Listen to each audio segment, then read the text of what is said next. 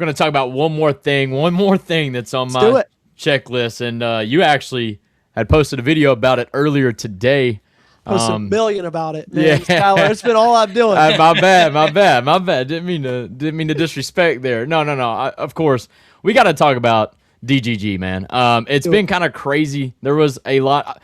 Man, Pete Nakos has a thumb on this university. I don't know what it is, but it seems like when all the news breaks loose, he's one of the very first people to break it. And that's exactly what he did yesterday. And he flipped his prediction and said that he's going to the Tennessee Volunteers, put in a crystal ball. And then today we had two more analysts do the same thing, including Steve Wiltfong. So, Joey, I asked you this, man. DGG, is he a Vol or is he a Ohio State Buckeye? Yeah, I think he's Vol. At this point, it's like it's everything's leaning that way. And I don't know if you guys saw this. It was sent to me by one of my buddies in the multiple Tennessee group messages I'm in. It was asked, Jeremy Birmingham, who's like the Austin Price over there at Ohio State, was asked on a message board, is it safe to say the fight is over? And he said, I would think so, yes.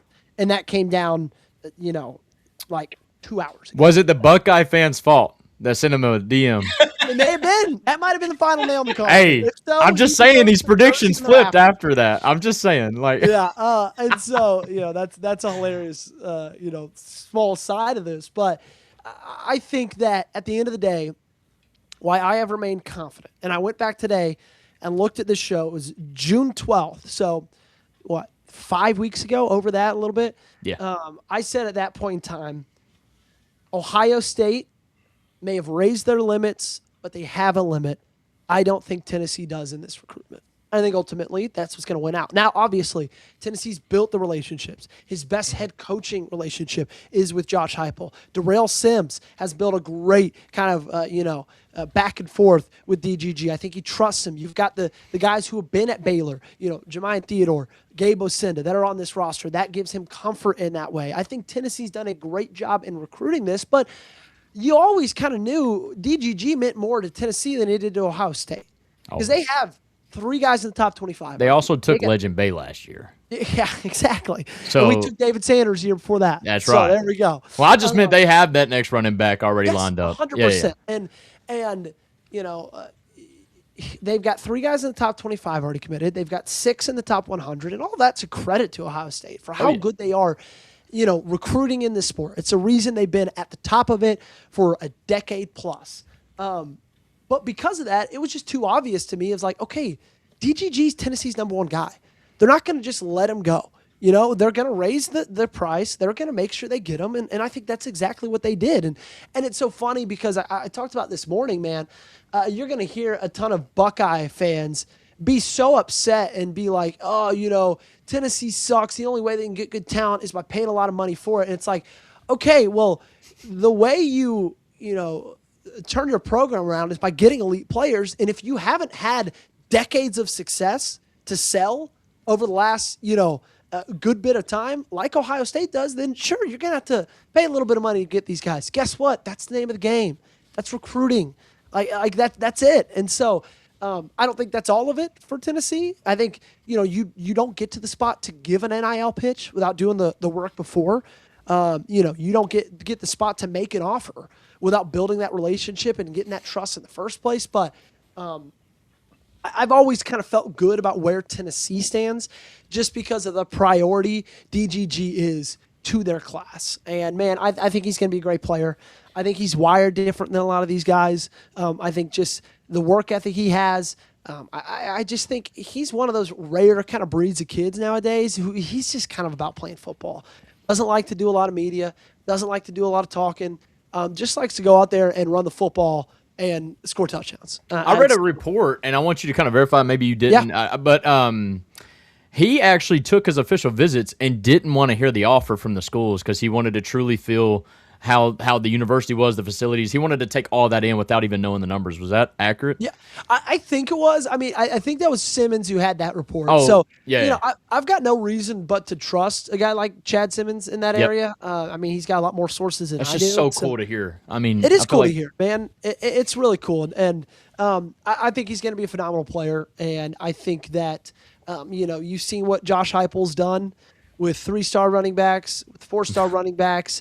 You got a 3-star to be the 120th overall pick 2 years ago in Jalen Wright. You had a 4-star who was the 126th overall pick in Dylan Sampson. You have a guy who was a 3-star who technically was like a preferred walk-on for you, who has just got 1,000 yards and is going to get drafted sometime soon. And so, man, imagine what he's going to be able to do with a 5-star talent, top of the line. Man, guys at 247 are saying he's not only the best running back they've evaluated in years, he's the best player in this class, just from like a ceiling standpoint. So I'm fired up about it. You wanted him. You got him. Hopefully, obviously, knock on wood, things can change, I guess, over the next 20 hours or so. But, man, I'm really liking where Tennessee's sitting. And I've liked it for a while, but especially after everything that's transpired over the last 48 hours. If you get a crystal ball, they don't mean anything to me, if we're a month out. If they're 48 to 24 hours out, that makes pay attention. Yes. Yeah, pay attention. Yeah, and I'm glad that the first thing that you brought up was the relationship that he has with the coaching staff. Wait, so it's not about money? So it's...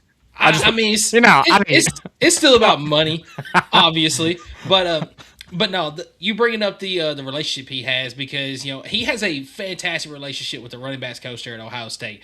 Probably honestly, probably a better relationship than he has with any of the coaches at Tennessee. But 100%. But you brought up a fantastic point that he's got a great relationship with Darrell Sims, with Josh Heupel. He's got it with multiple coaches at Tennessee. He's got it with one coach at Ohio State. Yeah.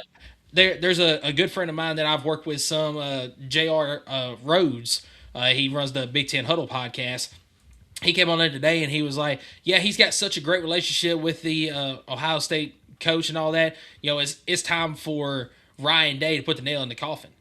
And that tells me that he really doesn't have a good relationship with Ryan Day. Because you're not hearing Tennessee fans, Tennessee reporters talk about, oh, Josh Heupel's got to put the nail in the coffin. Josh Heupel has been there every part of his recruitment along the way.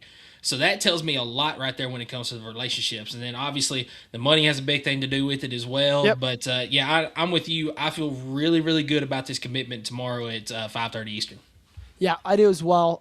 And I think at the end of the day, if you want to get better and you want to win more football games, you got to get elite players and you got to get elite talent. And they're trying their best to do that. And that's the name of the game. I think this will be a good lesson. If this is something that ultimately does not work out, then I think you do take a long, hard look in the mirror and you say, okay, do we have to change up our strategy? We've gone big money on a couple of players over the last couple of years. Not all of them have panned out like we hoped they would.